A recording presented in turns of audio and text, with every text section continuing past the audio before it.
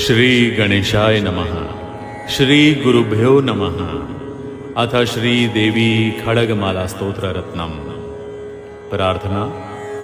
ह्रींकारानन गर्भितानलशिखां सौः क्लीं कलां बिभ्रतीं सौवर्णाम्बरधारिणीं वरसुधाधौतां त्रिनेत्रोज्ज्वलाम् वन्दे पुस्तकपाशमङ्कुशधरां स्त्रग्भूषिताम् उज्ज्वलाम् त्वां गौरीं त्रिपुरां परात्परकलां श्रीचक्रसञ्चारिणी।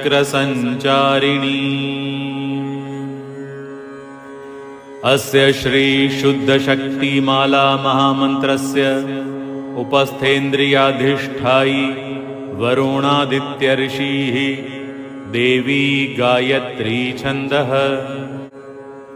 सात्विककार भट्टारकपीठस्थित कामेश्वराङ्कनीलया महाकामेश्वरी श्रीललिता भट्टारिका देवता। ऐं बीजं क्लीं शक्तिः सौः कीलकं मम खड्गसिद्ध्यर्थे सर्वाभीष्टसिद्ध्यर्थे जपे विनियोगः। मूलमन्त्रेण षडङ्गन्यास कुर्यात्। ध्यानम् तादृशं खड्गमाप्नोति येन हस्तस्थितेन वै अष्टादश महाद्वीप सम्राप्तोक्ता भविष्यति। आरक्ताभां त्रिनेत्राम् अरुणिवसनां रत्नताडङ्करम्याम् हस्ताम्भोजे सपाशाङ्कुशमदन धनुस्सायकैर्विस्फुरन्तीम् आपीनो तुङ्गवक्षोरुहकलशलुठत्तारहारोज्ज्वलाङ्गीम् ध्यायेदम्भोरुहस्थामरुणीयवसनामीश्वरीमीश्वराणाम्। लम्मित्यादि पञ्चपूजा कुर्यात्। यथाशक्ति मूलमन्त्रं जपेत। लं पृथ्वी तत्त्वात्मिकायै श्रीललिता त्रिपुरसुन्दरी पराभट्टारिकायै गन्धं परिकल्पयामि। नमः। हम आकाशतत्त्वात्मिकायै श्रीललिता त्रिपुरसुन्दरी पराभट्टारिकायै पुष्पं परिकल्पयामि। नमः। यं वायुतत्त्वात्मिकायै श्रीललिता त्रिपुरसुन्दरी पराभट्टारिकायै धूपं परिकल्पयामि। नमः। रं तेजस्तत्त्वात्मिकायै श्रीललिता त्रिपुरसुन्दरी पराभट्टारिकायै दीपं परिकल्पयामि। नमः। वं अमृततत्त्वात्मिकायै श्रीललिता त्रिपुरसुन्दरी पराभट्टारिकायै अमृतनैवेद्यं परिकल्पयामि। नमः। सं सर्वतत्त्वात्मिकायै श्रीललिता त्रिपुरसुन्दरी पराभट्टारिकायै ताम्बूलादि सर्वोपचारान् परिकल्पयामि। नमः। ॐ ऐं ह्रीं श्रीं ऐं क्लीं सौः। ॐ नमस्त्रिपुरसुन्दरी हृदयदेवी शिरोदेवी शिखादेवी कवचदेवी नेत्रदेवी अस्त्रदेवी कामेश्वरी भगमालिनी नित्यक्लिन्ने भेरुण्डे वह्निवासिनी महावज्रेश्वरी शिवदूती त्वरिते कुलसुन्दरी नित्ये नीलपताके विजये सर्वमङ्गले ज्वालामालिनी चित्रे महानित्ये परमेश्वर परमेश्वरी मित्रे शमयी षष्ठीशमयी उड्डीशमयी चर्यानाथमयी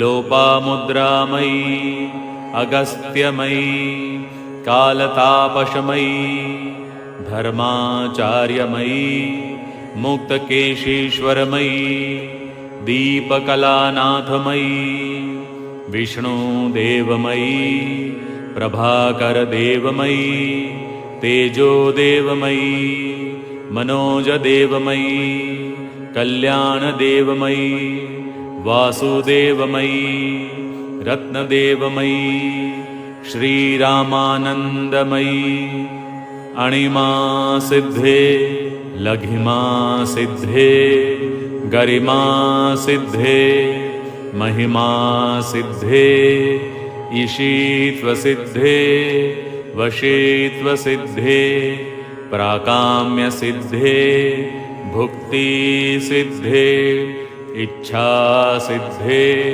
प्राप्तिसिद्धे सर्वकामसिद्धे ब्राह्मी माहेश्वरी कौमारी वैष्णवी वाराही माहेन्द्री चामुण्डे महालक्ष्मी सर्वसंक्षोभिणी सर्वविद्राविणी सर्वाकर्षिणी सर्ववशङ्करी सर्वोन्मादिनी सर्वमहाङ्कुशे सर्वखेचरी सर्वबीजे सर्वयोने सर्वत्रिखण्डे त्रैलोक्यमोहनचक्रस्वामिनी प्रकटयोगिनी कामाकर्षिणी बुद्धयाकर्षिणी अहङ्काराकर्षिणी शब्दाकर्षिणी स्पर्शाकर्षिणी रूपाकर्षिणी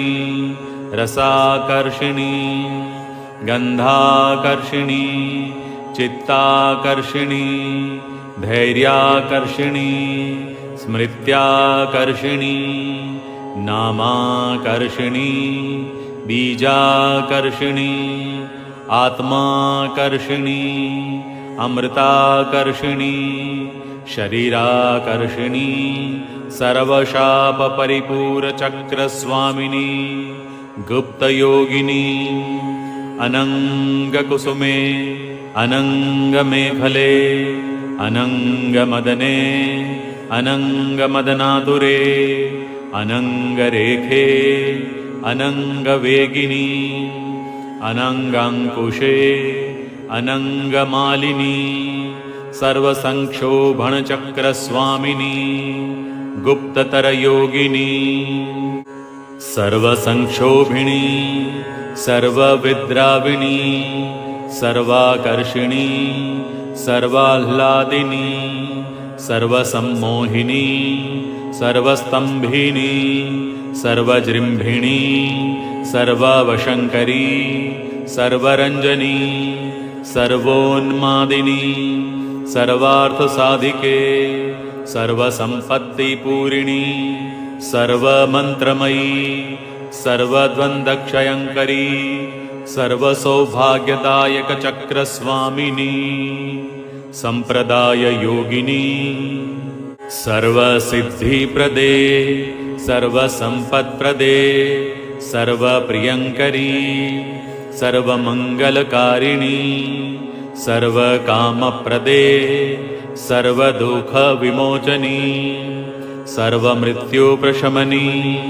सर्वविघ्ननिवारिणी सर्वाङ्गसुन्दरी सर्वसौभाग्यदायिनी सर्वार्थसाधकचक्रस्वामिनी कुलोत्तीर्णयोगिनी सर्वज्ञे सर्वशक्त्ये सर्वेश्वरप्रदायिनी सर्वज्ञानमयी सर्वव्याधिविनाशिनी सर्वाधारस्वरूपे सर्वपापहरे सर्वानन्दमयी सर्वरक्षास्वरूपिणी सर्वेप्सितफलप्रदे सर्वरक्षाकरचक्रस्वामिनी निगर्भयोगिनी वशिनी कामेश्वरी मोदिनी विमले अरुणे जयिनी सर्वेश्वरी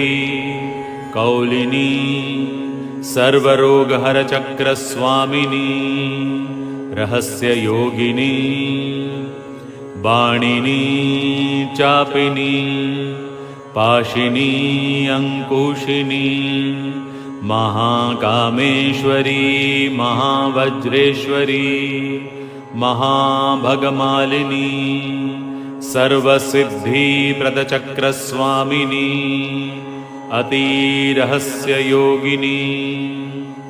श्रीमहाभट्टारिके सर्वानन्दमयचक्रस्वामिनी परापरातिरहस्ययोगिनी त्रिपुरे त्रिपुरेशी त्रिपुरसुन्दरी त्रिपुरवासिनी त्रिपुराश्रीः त्रिपुरमालिनी त्रिपुरासिद्धे त्रिपुराम्ब महात्रिपुरसुन्दरी महामहेश्वरी महामहाराज्ञी महामहाशक्ते महामहागुप्ते महामहाज्ञप्ते महामहानन्दे महामहास्कन्धे महामहाशये महामहाश्रीचक्रनगरसाम्राज्ञी नमस्ते नमस्ते नमस्ते नमः। अथ फलश्रुतिः। एषा विद्या महासिद्धिदायिनी स्मृतिमात्रतः अग्निवातमहाक्षोभे राजाराष्ट्रस्य विप्लवे लुण्ठने तस्करभये सङ्ग्रामे सलिलप्लवे समुद्रयानविक्षोभे भूतप्रेतादिके भये अपस्मारज्वरव्याधि मृत्युक्षामादिजे भये शाकिनी पूतना यक्ष रक्षः कुष्माण्डजे भये मित्रभेदे ग्रहभये व्यसनेष्वाभिचारिके अन्येष्वपि च दोषेषु मालामन्त्रं स्मरेन्नरः सर्वोपद्रवनिर्मुक्त साक्षात् शिवमयो भवेत्। आपत्काले नित्यपूजां विस्तारात् कर्तुमारभेत। एकवारं जपध्यानं सर्वपूजाफलं लभेत। नवावर्णदेवीनां ललिताया महौजसः एकत्र गणनारूपो वेदवेदाङ्गगोचरः सर्वागमरहस्यार्थः स्मरणात् पापनाशिनी ललिताया महेशान्या माला विद्या महीयसी नरवश्यं नरेन्द्राणां वश्यं नारी वशङ्करम् आणिमादिगुणेश्वर्यं रञ्जनं पापभञ्जनं ततद्दावरणस्थायी देवतावृन्दमन्त्रकम् मालामन्त्रं परं गुह्यां परं धाम प्रकीर्तितं शक्तिमाला पञ्चधा स्यात् शिवमाला च तादृशी तस्मात् गोप्यतरात् गोप्यं रहस्यं भुक्तिमुक्तिदम् इति श्रीवामकेश्वरतन्त्रे उमामहेश्वरसंवादे देवी खड्गमाला स्तोत्ररत्नं समाप्तम्। ॐ